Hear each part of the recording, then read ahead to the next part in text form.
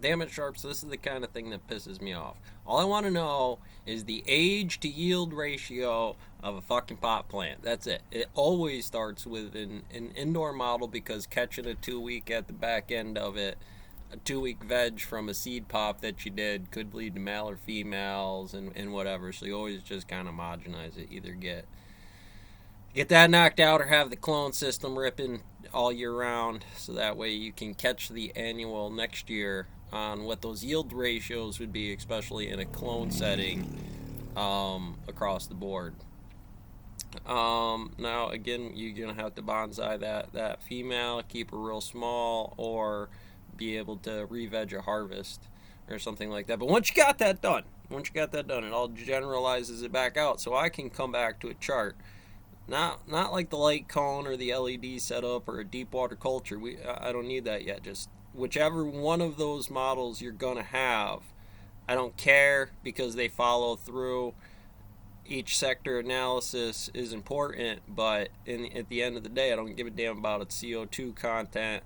I don't really give a shit about this as long as you have a general grow mod to it. It'll give me two lines, right? If I'm not using this setup, then I'm using this setup. But it doesn't matter what setup you use as long as you generalize it on what that yield to age ratio is from that 2 week veg, 3 week veg, 4 week veg, 5 week veg, 6 week veg, all the way to an indoor setup that you put outside, and then it capitalizes on what those yields will be because you can be looking at like a 4 month veg potentially from the start of May, all of May, June, July, August, a little bit of September, October and November, and you're trying for a 10 to 12 week flower on those things. So that's like 2.5 months to 3 months worth of flower, which should have been September, October, and a piece of November, depending on early September, late mid November.